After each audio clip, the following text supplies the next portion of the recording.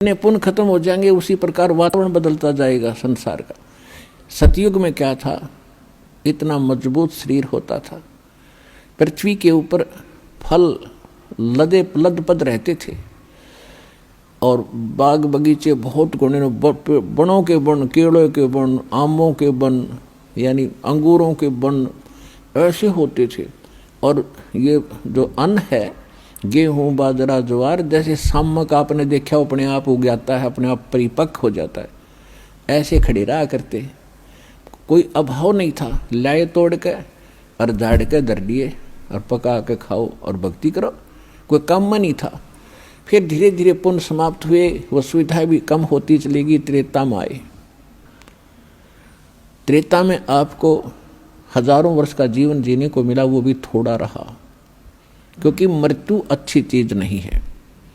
और यहाँ कंपलसरी, यहाँ तो अच्छी चीज रहेगी ही नहीं। जीवन तय थोड़ा भला, जय सत्य सोमरण हो, ये लाख वर्ष का जीवन लेख धरे ना कोई। लाख लाख वर्ष भी हमने जी के देख लिया।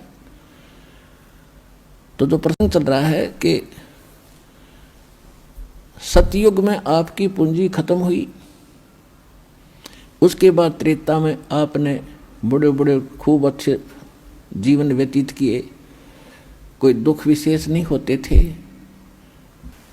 और फिर इसी प्रकार द्वापर में, अब कलयुग के प्रारंभ में भी घना सा दुख नहीं था। अभी तक परमात्मा में आस्था भी थी। अब काल ने इस बिजली पीढ़ी में बिजली गिरनी थी। आप देख रहे हो, दास का जन्म 8 सितंबर 1951, 8/9/51 में 1951 को हुआ था। और उससे पहले कभी माहौल देखा हमने, किस प्रकार रहा करते थे, कितना सिंपल जीवन जीते थे, कैसे नेक विचार उन महापुरुषों बुजुर्गों के होते थे, कैसा आपस में प्यार होता था वहाँ केवल। अब फिर उसके बाद दास ने देख लिया, उसके बाद ये 50 वर्ष के अंदर अंदर ये कितना परिवर्तन हो गया। दिन और रात का कहते हैं, जमीन आसमान का अंतर हो गया। इंसान की भावना बदल गई, विचार बदल गए, रहन सहन बदल गए और भगवान से कोसों दूर हो गए। और जिनमें भगवान की आस्था थी, वो नकलियां का फंसा दिए काल ने। इन ग्रुप के ग्रुप बना दिए, कितने बड़े बड़े करोड़ों जीवों का नाश कर दिया इन नकली संतों ने। ये पुण्यात्मा, ये थे तो पुण्यात्माएं इन्हीं में से बचे हुए थे, जो अब भक्ति करेंगे ना। और जो ना पार होंगे उनको काल, उनकी इतनी कमाई बन जाती है कि वो स्वर्ग में, महास्वर्ग में खा के फिर भी, और यहाँ भी आ जाते हैं, राजा बनकर चले जाते हैं, फिर स्वर्ग में बैठा देता है उनको। और फिर उन्हीं में से कुछ और विशेष पुण्यात्मा सेलेक्ट कर लेता है, उनको अलग रखता है। वो 12 गिनती के 12 होते हैं। तो ये जितने भी अब संत आ रहे हैं, ये वो 12 हैं जो काल ने पहले सेलेक्ट करके हैं। ये भगवान की आत्मा जो पहले कभी भक्ति से युक्त है। अब आप देख रहे हो कितने संत हैं, इनके सारे ठाठ हैं, पूरा इनको दान मिलता है, बड़ी बड़ी कारें चलती हैं, में रहते हैं, सारी सुविधा है इनको। और सारा दिन, क्योंकि भक्ति इनके पास है ही नहीं, भक्ति तो है ही नहीं, ये पिछले पुण्य ही ये खा रहे हैं। इनके चेले भी पिछले पुण्यों से चल रहे हैं। वो दुखी हैं या सुखी हैं, वो यही कह देते हैं, दुख तो भोगना ही पड़ता है और सुख गुरुजी दे ही रहे हैं। सुख तक गुरुजी दे रहे हैं उनके, हर दुख भोगना ही पड़ता है। तो नौ बुद्धि बांध रखी नकली। तो वो सारे ये सेट हैं। एक आधा चमत्कार अपने आप किस्मत का, जैसे हम हनुमान पूजा करते, श्री विष्णु जी की पूजा करते थे और तकरीबन चमत्कार हो रहे थे, यानी सुख हो रहे थे। भाई शिक्षा ग्रहण करी, सर्विस लगी, ब्याह हो गया, बेटा बेटी होगी और सुथरी रोटी मिल गई। तो हमने सोच रहे थे भगवान, ये श्री हनुमान जी की मूर्ति दे रही है। अब पता चला। तो इसी प्रकार ये हनुमान जी की मूर्ति है, समझ लो ये संत है, इनका पल्ला कुछ नहीं है। आप पर किसी ने सुख हो रहा है, हर किसी ने आप पर दुख हो रहा है, तो वो नहीं सोच रही गुरु जी कर रहा है। गुरु जी का जब होगा, जब ये मंत्र होंगे साथ में, इन मंत्रों से सुख होगा, मंत्रों से आपकी आयु बढ़ेगी, आपके पाप कटेंगे। ये नहीं है तो पता कैसे सुख हो सकते हैं वो।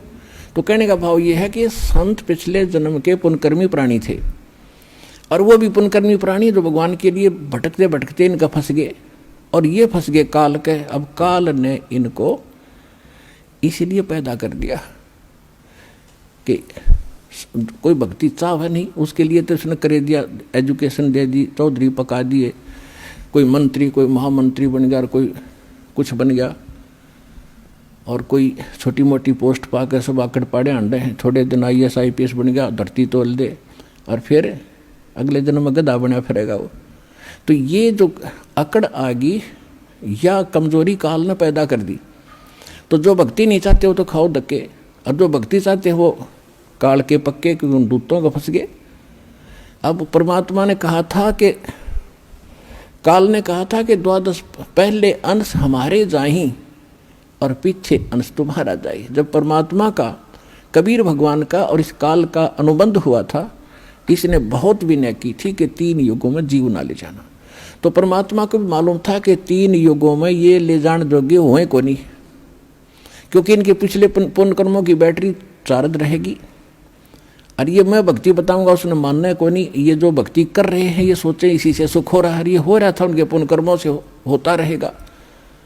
जिस कारण से ये त्रेता सतयुग त्रेता में ये कत्ती नहीं मान रहे, और काल राजी कर दिया, ठीक से भाई 3 युगों में तू कर ले जो तूने करना है। फिर चौथे युग में इसने कहा था कि चौथा युग में पहले मेरे हंस जा, मेरे दूत जावें, और पीछे तेरा आवे। परमात्मा बोले या भी मान ली तेरी जा, और बोल। परमात्मा को पता था यदि मैं पहले भेज दूंगा अपने हंस ने तो वो सारी सच्ची कहेगा, फिर ये काल के दूत जाएंगे वो ये बताने लग जाएंगे, भिन्नता कहाँ रहेगी। तो काल ने इसलिए उसको आदेश दे दिया। काल ने ये सोचा था कि सा कंडम कर दूंगा, इन इतना बना ऐसा बना दूंगा, या तो भक्ति करने जोगे रहेंगे नहीं, कोई शराब में, कोई सुल्फा, कोई अफीम, सारे अड़ंगे पर लगा दिए। जो भक्ति करते हैं वो कोई पत्थर पानी पूजन पर ला दिए, या नकली संता का फंसा दिए। तो काल ने यह चालाकी करी थी कि पहले अंश मेरे जाही और पीछे अंश तेरा आई। तेरा जो दास से दाता वो बाद में आवे, पहले मेरे जाले हकजा, पहले तेरे चले जाएंगे। परमात्मा को पता था कि वो नकली संत जितने काल के दूत जाएंगे उन्हें ज्ञान तो है नहीं, इनके भगवान ने ज्ञान नहीं, तो वो ज्ञान क्या करेंगे, बकवास गढ़ेंगे। तो वो बकवास घड़ घड़ के ज्ञान बता बता के उनकी कई पीढ़ी जा चुकी होंगी, और उनकी पुस्तक बन चुकी होंगी, उनके ज्ञान की DVD बन चुकी होगी। तब मेरा दास जाएगा, और उनको परमात्मा ने कहा था, उनका सुनियोजित तरीका था। ऐसे इंस्ट्रूमेंट कलयुग में मालिक ने बनवाए हैं, ये प्रोजेक्टर, टेलीविजन, हाथों हाथ सच्चाई देगा मेरा दास जा करके। वो नकलियों के दिखाएगा नकली अनुभव, और सदग्रंथों को दिखाएगा कि जिन महापुरुषों को मिले उन्होंने ये भक्ति की, यही हमारे सदग्रंथ बताते। तो 1 मिनट में उन सब की खाल तार कर रख देगा। सब बच्चे मुझे पहचानेंगे और मेरे पास आ जाएंगे फिर छोड़ छोड़ के।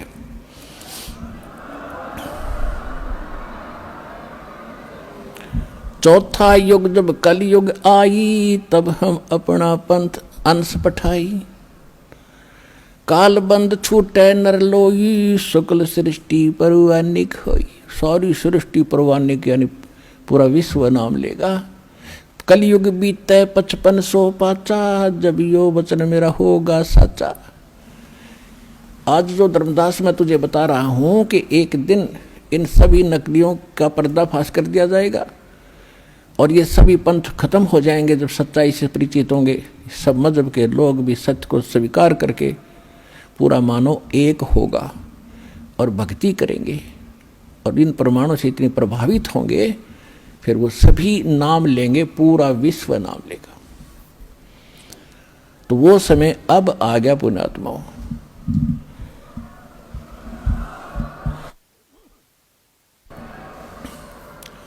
अब क्या है कि जो भी किसी पंथ से जुड़े थे या कोई अपनी परंपरागत साधना कर रहे थे, घर की पूजा होती है, उनको करते करते आज आपकी क्या हालत हो चुकी है। किसी को शांति नहीं, किसी का बेटा मर गया, किसी की बेटी मर गई, किसी की बेटी विधवा होगी, किसी का पोता मर गया, किसी को कैंसर होगी, किसी को और अन्य समस्याएं पैदा हो रही हैं। और वो भक्ति अब भी कर रहे थे। उन्हीं पंथों से भी जुड़े जुड़े उनका कति विनाश हो लिया, सर्वनाश हो रहा है। अब राधा स्वामी पंथ से, धन सतगुरु पंथ से, आसाराम से, इन सब से, ये कुमार स्वामियों के वहाँ भटक गए और उनसे कोई लाभ ना मिला, कति सर्वनाश हो लिया। अब यहाँ रो रहे हैं, अब कोस रहे हैं उनको कि हमारा जीवन खो दिया 20-20, 30-30 वर्ष। अब क्यों, कैसे संतोष होगा उन पुण्यात्माओं के? एक अनमोल जीवन को नाश हो गया। अब तो पता नहीं था उनको अभी तक कि इतनी कीमत है इस मनुष्य जीवन की। यहाँ आने से पता चलेगा ये कितना कीमती है।